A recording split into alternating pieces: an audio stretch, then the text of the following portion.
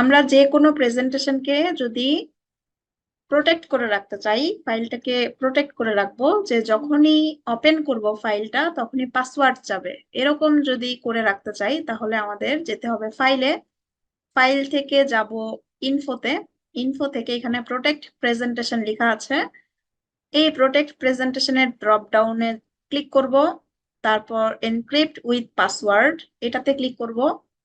এখানে আমাদের যেটা আমাদের পছন্দের টার্গেটেড পাসওয়ার্ড সেটা দিব, আমি 1 প্রেস করলাম, তারপর ওকে বাটন প্রেস করলাম, তারপর আবার পুনরায় সেটাই আমাদের প্রেস করতে হবে যেটা দিয়েছি, 1 করলাম, ওকে করলাম, হয়ে গেছে প্রোটেক্ট প্রেজেন্টেশন।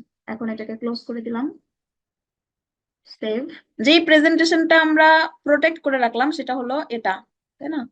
তো এটাকে অন করি, অন করে দেখি, এই যে পাসওয়ার্ড চাচ্ছে, 1 প্রেস করলাম, ওকে বাটন প্রেস করলাম, এখন আমাদের ফাইলটা অন হয়ে গেল।